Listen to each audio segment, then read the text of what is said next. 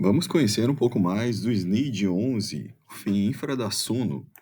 Esse FIINFRA é relativamente novo no mercado, né? Então a gente vai ver aqui as premissas dele, o que esse FIINFRA está com expectativa de atingir. Vamos passar uma geral na carteira do fundo, para a gente entender como é que são as áreas de trabalho dele. E no final, como sempre, vamos para a rentabilidade. Vamos ver se de fato o fundo está entregando o que ele se compromete a entregar. E como é que está o momento da cota dele hoje, né? E como é que estão as perspectivas para os próximos semestres. Então, seja bem-vindo ao canal Estudos em FIIs. Esse vídeo aqui, novamente, não é nenhuma recomendação de compra e venda, se trata de um vídeo de educação financeira. Então, sem mais delongas e direto ao ponto, SNID, FIINFRA da Suno. Esse fundo hoje está negociado um pouquinho acima da PVP, levemente acima da PVP, 1.01 ou 1.02, né? Esse fundo é um fundo que, pelo tamanho dele, vocês vão ver que ele é um fundo relativamente pequeno, ele até que tem uma liquidez boa, uma liquidez 181 mil por dia, né? Pelo porte do fundo, a liquidez dele é um pouco acima da média até. Isso acontece com os demais fundos da Suno também. Distribuição por cota, 1.15, desde o início do fundo, vocês vão ver que ele lineariza bem as distribuições, né? Isso corresponderia a um dividend yield de 14,48 anualizado. Esse fundo ele tem 17 ativos na carteira, né? Então, para o tamanho do fundo, até que ele é bem diversificado. E ele tem um carrego na carteira de CDI mais 2,5 e uma duration de 5,2 anos. Aí vocês vejam, né, que já é diferente, já começa por aqui. O carrego da carteira não é IPCA+, que na verdade as debêntures são, em sua maioria absoluta, adquiridas em IPCA+. Nesse caso, o fundo usa o mecanismo DAP, através do qual ele faz um swap de carteira e transforma o IPCA em CDI, removendo a volatilidade do IPCA. Então o fundo já começa com esse diferencial. É um dos poucos fundos no mercado de infra que tem essa modalidade. Na verdade, ele é um dos 3 fundos, entre os 13, que possui esse tipo de estratégia, né? De fazer um hedge de carteira e trabalhar com CDI ao invés de IPCA. Então, aqui o fundo declara um pouco mais, né, sobre as particularidades dele, né? Lembrando que todo fundo de infra é isento de imposto de renda, não somente nos dividendos, nos proventos, como também em ganho de capital, né? Então essa é uma das vantagens importantes dos FIINFRAs. Ele distribuiu 1,15 e aqui ele fala uma coisa interessante, que o fundo procurará distribuir todos os meses o valor equivalente ao carrego do portfólio. Então a gente acabou de ver agora há pouco quanto que é o carrego do portfólio, né? O carrego do portfólio CDI mais 2,53. Então o fundo tenta, de forma linear, fazer uma distribuição próxima a essa. O número de cotistas vem crescendo substancialmente desde o início do fundo. Isso é um ponto bem legal, bacana para o fundo. Vamos falar aqui sobre a carteira dele. Então, qualidade da carteira, excelente, tudo acima de A, né? Então a gente não tem nenhum ponto de atenção, como na maioria dos FIINFRAs, né, pessoal? Aqui a gente vê a duration da carteira dele, 5,2 anos de duration média. Nenhum ponto de atenção aqui relevante em relação às debêntures que ele escolheu, né? Aliás, esses fundos de infra, a maioria deles, a gente não precisa nem se preocupar com esse ponto aqui, né? De ficar fazendo uma análise fina das debêntures, até porque os gestores do fundo sabem, são gestores profissionais, né? E são profissionais em escolher boas debêntures, em fazer esse processo de filtro. Então, novamente, passando o olho aqui nas debêntures aqui, como o fundo tem apenas 17 debêntures, né, o fundo de menores proporções, então a gente observa algumas concentrações naturais ao tamanho do fundo. Então a gente tem aqui, por exemplo, essa debênture aqui de 14,9, né? A gente tem essa aqui da Rota dos Grãos, 11,4, tem mais uma de energia elétrica aqui, 10,2. Então você enxerga realmente algumas concentrações aqui. Mas o ponto, isso também não seria um ponto de preocupação, vistas que algumas dessas concentrações, na verdade a maioria delas, ela está nessa parte aqui de projetos de energia elétrica, projetos de rodovia, né? Dentre as classes de FIINFRA, né, estão entre as mais seguras, né? Então você veja um fundo bem diversificado aqui, né? 24 energia elétrica, quase 19 rodovias, 15% em portos, energia, se somar os dois, dá 14, telecom, 6, e assim por diante. Então, um fundo bastante distribuído. Então, aqui ele comenta que ele fechou o mês com 17 debêntures, ele tinha 15, tá? Ele está crescendo os debêntures da sua carteira. E aqui um comentário interessante, né? Vocês lembram que o fundo, desde que abaixo, menor que 180 dias de existência, ele poderia estar até com 65% das debêntures compradas e o restante em caixa. À medida que passou esses 180 dias, ele precisa estar com mais de 85% do fundo em debêntures. Então, ele declara aqui que ele já está 73,6% em debêntures incentivadas e 18% em debêntures não incentivadas, restando 8% em caixa. Então aqui, olha só, acho que essa é a parte mais importante do vídeo, pessoal. Aqui 5 minutos e 50, 6 minutos. É importante ressaltar que não pretendemos indexar o portfólio do fundo IPCA, mesmo investindo em ativos incentivados que apresentam essa característica. Toda debênture comprada incentivada é IPCA. Então, optaremos pelo hedge da carteira e swap de indexadores, troca de indexadores, a fim de indexarmos majoritariamente a variação do fundo ao CDI. Então, essa é uma opção estratégica do fundo, né? Nas entrevistas do gestor, ele é bem claro com relação a esse ponto, o relatório confirma isso, né? Então, o fundo adotou e segue essa estratégia de ser hedgeado pelo CDI. Isso tem vantagens e desvantagens. No presente momento, isso está sendo uma grande vantagem aqui. A gente vai ver com mais detalhe nos próximos slides. Então, a gente viu um pouco da carteira, da estratégia, do fundo. Agora, vamos para a parte final, que é sempre a rentabilidade.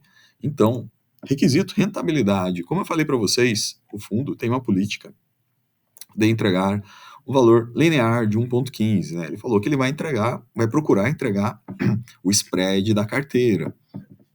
Então, quando a gente faz essa análise aqui, a gente chega à conclusão que realmente, né, esse 1,15 que ele está entregando mensalmente sobre a cota de 100, realmente você tem um ganho real sobre o CDI. E é isso que o fundo declara nesse gráfico aqui. Então, realmente o fundo está entregando mais que o CDI. Ele chega a entregar praticamente 1,5 a mais que o CDI. Então, pergunta que eu deixo para a gente aqui, para vocês. Qual fundo hoje entrega regularmente acima do CDI, que é um fundo que você considera seguro, né? A gente tem os FIAGROS indexados a CDIs, né? Com ganhos até um pouco maiores que isso, né? Mas risco muito maior, certamente. A gente tem alguns fundos de CRI indexados ao CDI também, que pagam retornos similares, alguns até um pouco menores do que esse. Mas você tem ali alguns CRIs que não são tão seguros, certamente, quanto esse portfólio de debêntures que o fundo possui. Então, eu vejo que aqui é uma grande vantagem de você ter um fundo de infra com hedge de CDI, na qual ele vai estar te pagando uma métrica superior a CDI, né, basicamente, e você consegue ter isso claramente valorizado pelo mercado. Então, pelo fato de ser um fundo da Suno, que faz um bom trabalho de divulgação, né, você percebe que a métrica da cota desse fundo, ela vem subindo, né, desde o lançamento desse fundo, isso aqui só sobe, né, então tem pouca variabilidade. Está sendo cotado hoje aí a casa de R$ 101, entre R$ 101 e R$ 102. Então, vamos acompanhar isso aí, né? Porque hoje o PVP está próximo de 1.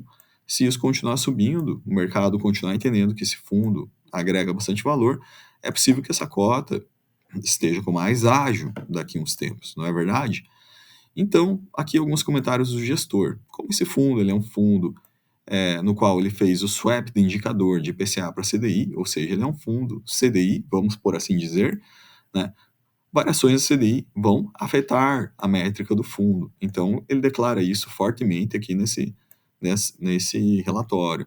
A trajetória de queda da Selic impactará nominalmente na distribuição do fundo. Lógico, com o que a gente está vendo nesse governo atual aí, a gente não espera também grandes quedas na CDI. Mas essas quedas na CDI que estão tendo podem sim afetar a rentabilidade total do fundo. Então, à medida que a CDI cai e o spread continua o mesmo, a importância do spread na conta, ela aumenta, ele se torna mais representativo no resultado. Ou seja, o fundo acaba entregando um percentual maior do que a CDI, à medida que a CDI baixa e o spread é o mesmo, né? Então, o fundo declara isso aqui, basicamente, né, esse mecanismo aqui, e ele reforça que ele procurará seguir sua estratégia de distribuição do carrego gerado, somado ao carrego não distribuído, ou seja, reserva. Aqui que vem o ponto central do relatório também. Esse fundo ele está trabalhando com uma reserva bem interessante, uma reserva de 44 centavos por cota. E ele cita aqui que em algum momento, se o CDI continuar uma trajetória de queda que impacte na distribuição nominal, ele poderá sim fazer uso dessa reserva, né, para linearizar a distribuição de rendimentos futuros. Então, legal, esse fundo é um fundo que apresenta bastante clareza na métrica dele, na forma que ele quer trabalhar. E aqui eu quero passar para vocês a atribuição de performance, para vocês entenderem que interessante essa opção do fundo em ter esse hedge de carteira em CDI. Por quê?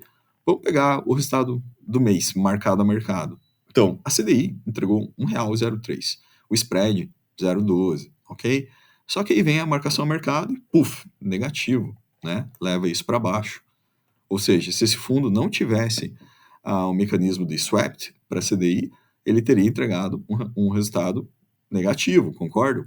Só que aí, como ele fez a operação DAP, né, na qual ele faz o swap de indicador, passando esse indicador de IPCA para CDI, ele tem um ganho com essa operação de DAP de 1,46, ou seja, o resultado total do fundo com marcação ao mercado, ele foi um resultado extremamente positivo no final desse período aqui. Então, basicamente, é isso que ele cita nesse texto, né, de forma escrita, né? Ele cita que o DAP apresentou o maior ganho dele aqui, enfim, tudo isso que eu falei para vocês. Ou seja, ele não é impactado, como os demais fundos, pela abertura do juro real da NTN-B, ok? Então, que isso fique bem claro, o hedge de carteira faz essa proteção. E como que isso funciona? Eliminando essa marcação ao mercado, ou seja, eu tirei a marcação ao mercado, 0,69, e eu tirei o DAP, 1,46 para cima. Como é que ficaria o resultado do fundo sem marcação ao mercado? Ele ficaria dessa maneira. Ele ficaria com uma CDI de 1,3, mais o carrego do spread de 12, mais o caixa 0,08, menos despesas, entregando um resultado de 1,14, né, de performance. Então, o fundo faz esses dois comparativos para deixar bem claro, né, como que a tratativa que ele está usando, a métrica que ele usa, favorece realmente a rentabilidade. Aqui, o fundo declara que ele já distribuiu, desde seu início, R$ 9,20, ele já gerou R$ 9,64. Então, ele fez o quê? Acumulou uma reserva de 44 centavos que ele pretende usar no futuro próximo, caso seja necessário. Ok? Então, tendo em vista todo esse mecanismo e dinâmica de funcionamento do fundo, aqui o gráfico do gestor, que ele está entregando mais que o CDI, aqui eu botei mais um gráfico comparativo, né? Desde o início do fundo. O fundo versus CDI versus o IMAB, 5 anos. Aqui os títulos públicos, 5 anos. Então, vocês vejam que o ponto positivo número 1, o fundo está entregando acima do CDI, está entregando acima do Tesouro IPCA+, equivalente, de 5 anos, duration equivalente. Então, um resultado bem satisfatório, né?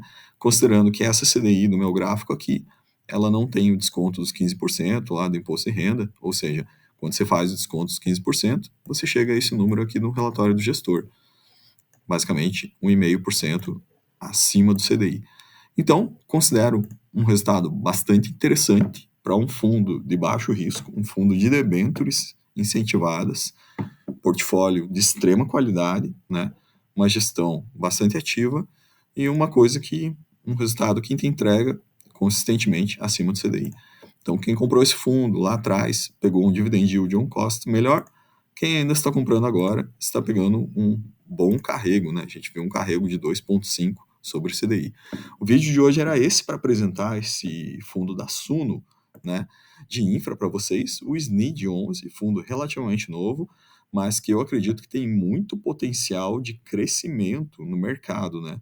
Então esse fundo eu acredito que ele logo, logo em breve vai se tornar um fundo ao nível dos maiores competidores que a gente tem no mercado aí, com o crescimento que ele está apresentando aqui no mês a mês.